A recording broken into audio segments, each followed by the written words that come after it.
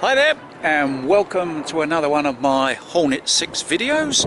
I've just got time to squeeze this in before the high tide you see there is creeping up on me and sweeps it away. This is if you can hear the sound of the dog barking in the background there, it's a 2003 with 22,000 miles on the clock. Let me just check. Yes, 22,000 miles on the clock. Yeah, I'm rushing this along a little bit because the tide's going to come in and clear over this place in a second. If you've never seen one of my videos before, the purpose of them well, to be doing what you should be doing. That's going around the bike looking for anything that shouldn't be there, any signs of any accident damage or slides. Tyres, as per normal, will be at the end of the video, and at least with the advert itself. Anyway, no more to do. Let's get down and up close and personal and see what it's all about. Straighten up the steering a little bit. First thing, as ever, what I check are the discs for any signs of lipping. Now, at that mileage, you won't get any, but if previous owners have abused them and run these pads down to the metal, they're going to wear on these. They are very expensive to replace. So I do check for signs of lipping. At 22,000 miles, it hasn't been abused, and there is no lipping. Okay, front guard. I'm going to take a close look at that. No damage there. No splits, no cracks, no lumps missing out the paint. Needs a bit of a polish. Other than that, it's all good. Fork seals, part of my PDI check. No leak in there. Headlamp, you can see, is all in one piece. There's no splits, no cracks. Okay, now more featuring on slide damage and where you'd see it if there were any. This headlamp rim on either side would take it, but you can see ain't a mark on that. Now if they go over, what happens is the handlebars flip the other way and they go down the road, and these clock bowls will take it. But having said that, there's a tiny little mark there, but it certainly isn't slide damage. It's just a couple little marks on there. Other than that, they're all good. And then looking at these leading edges again, which would show signs of damage. Front right indicator, not a mark. Front brake lever, yes, there is a mark, but it's not slide damage, probably abuse going down the side of somebody's garden or whatever. The right hand handlebar weight, nice chrome effect there, not a mark on it. Right hand mirror, not a mark on it. Other places to look for are on the tank. Well, in general, this tank is good. It's got this carbon effect zip protector on it. But again, if the Hornets go over, because they protrude here, you'll see dents in the tank in this region, or big lumps or scuffs or slides along here. Nothing untoward there. Getting back down this end, again, radiators protrude, so if they go over these, you can see it isn't, but these will bend back and or show damage along this leading edge. Nothing there. Where else? Oh, while we're here, headers, make sure there's no excessive rust on them. And they're not blowing. No, they're not. The crank end cap and the clutch cover, again, no signs of any slide damage there. And just a little touch, this thermostat housing, again, if they go over, you'll see these wiped out and scuffed. Nothing there. Side panels, well, they're all well tucked away, so they never get damaged. Nothing to look at there. Rear brake lever.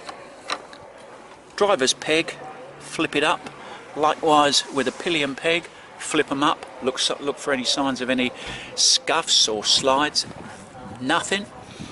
Silencer, well, the standard one has been replaced by this fuel. It's quite common for the Hornets to have their silencers changed because they just sound like sewing machines. Standard. Sounds like you'll hear it in a minute. Nice sexy sound coming out of that. And no marks on it whatsoever. Rear right indicator, well tucked away on these. Again, they don't take a wallop. This seat cowl, yes, they protrude, so you'd be looking for, again, sides of any slide damage or accident damage. Nothing there. Standing up the seat.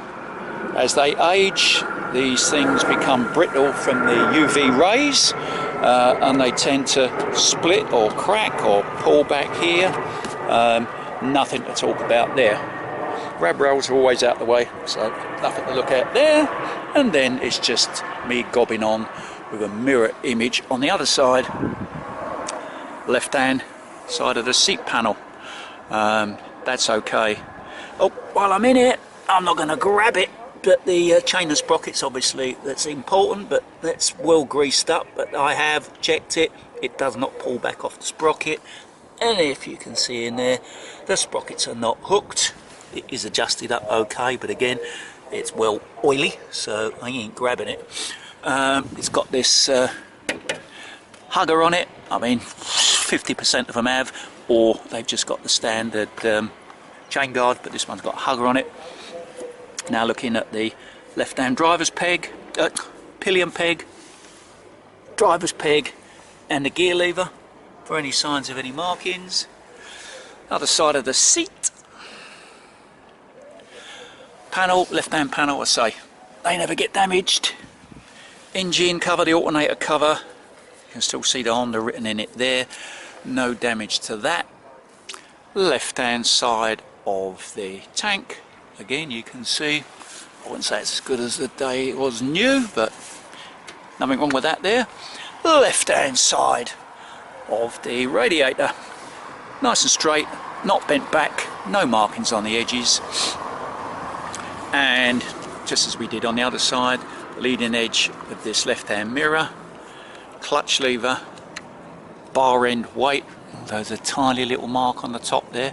And when I point out these tiny marks, bearing in mind 2003, this is 15 years old, so you're going to get some marks from use on it. But what you don't want is bad accident damage markings. Leading edge on this left-hand mirror. I think we're kind of just about done there. We've done the headlamp rim. Here's the pilot's eye view. 22,000. I do usually somewhere between 80 and 100, perhaps sometimes a bit more on these things to test and make sure there's no gremlins lurking in the background. Turn it on. Oh, it's stone cold. There's my hands on the headers. And you can see they're not smoking. My hands, that is, not the headers. It's cold. Coming up here, it's warm enough that it doesn't even need choke. So, hit the button. Ticking over a bit slow at the moment because it is cold, but I set these to about 1250. They should start like that, and they should sound like that. No ticks, bangs, rattles, no cam chain slap. I'll give it a bit of a rev. Nice sexy exhauster.